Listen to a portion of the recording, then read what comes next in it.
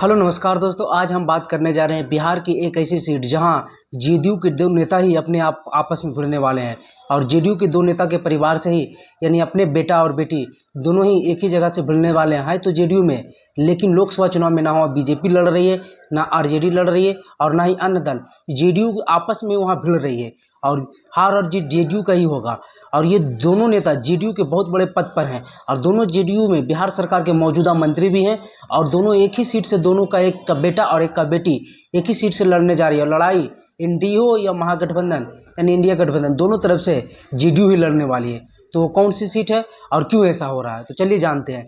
दरअसल बात यह है कि बिहार में लोकसभा चुनाव 2024 को लेकर सरगर्मी तेज हो गई है और सभी पार्टियां अपने अपने उम्मीदवारों के नाम की घोषणा कर रही है। उसी क्रम में कल, यानी कि जो बिहार के एक हॉट सीट मानी जा रही थी और वहां से इंडिया गठबंधन को उम्मीदवार ही नहीं मिल रही थी। जी हां, हम आज बात करने जा रहे हैं समस्तीपुर लोकसभा क्षेत्र को। दरअसल बात यह है कि समस्तीपुर लोकसभा क्षेत्र आरक्षित सीट है और यहां से SC ST की कैंडिडेट ही यहाँ लड़ सकते हैं।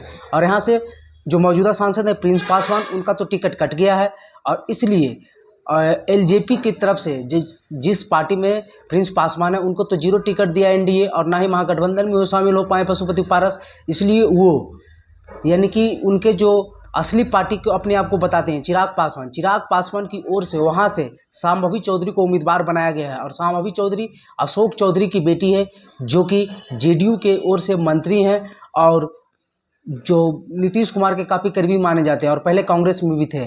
और जेडीयू नीतीश की सबसे मजबूत कड़ी मानी जाती है अशोक चौधरी। और अशोक चौधरी की बेटी शांभवी चौधरी वहाँ से चुनाव लड़ने जा रहे हैं। और कहा यह जा रहा है कि चिराग पासवान को मजबूरन ये सीट देनी पड़ी जेडीयू को।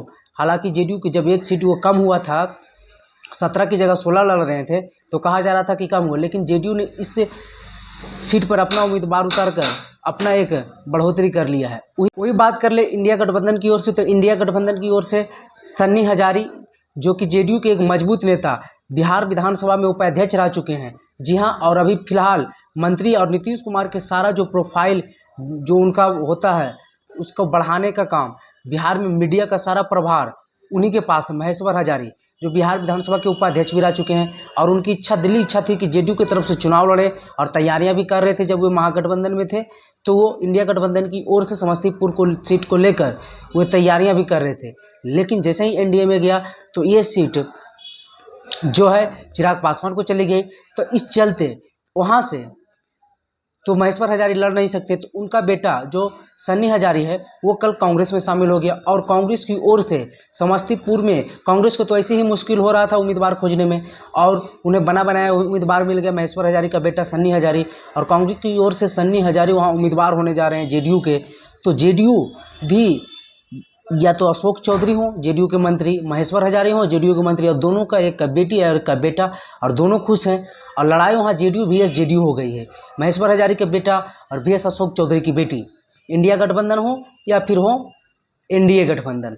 तो देखने वाली बात होगी कि वहाँ जीतता कौन है।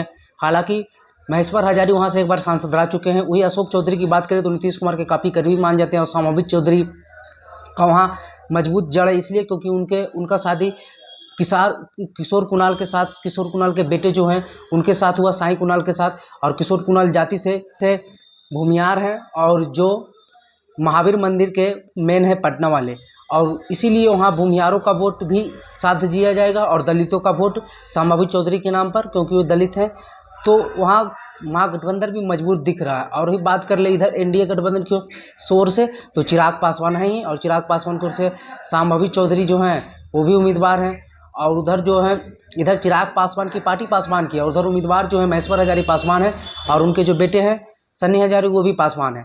तो वहाँ दलितों में किस प्रकार का विभाजन होता है और M22 समीकरण जुड़ती है या नहीं सन्नी हजारे के साथ, ये भी देखने वाली बात होगी। और इधर चिराग पासवान कितने पासवान वोटों को अपनी तरफ ले पाते हैं। और जेडीयू VS जेडीयू में नीतीश कुमार का क्या रोल होगा, कि महेश्वर हजारी के बेटे के प्रचार में जाएंगे या नहीं, अशोक चौधरी के बेटी के प्रचार में जाएंगे, तो किस प्रकार से हमलावर होंगे कांग्रेस पर, ये भी देखने वाली बात होगी। और क्या जेडीयू नीतीश कुमार 2020 के चुनाव का तो बदला नहीं ले रहे हैं, जिस प्रकार चिराग पासवान ने सिर्फ जेडीयू की सीटों पर जाकर लड़ाई लड़ा था और जिसका काफ़ी नुकसान जेडीयू को पहुँचा था। तो क्या इस बार बीजेपी की सीटों पर जेडीयू अपने उम्मीदवार को लड़ाकर क्या बीजेपी को नुकसान पहुंचाना चाहते हैं। हालांकि यहाँ तो ये संभव नहीं है, क्योंकि यहाँ जेडीयू भी है, जेडीयू ही है। तो देखने वाली बात होगी कि क्या आगे होता है। जैसे ही कुछ नई इंफॉर्मेशन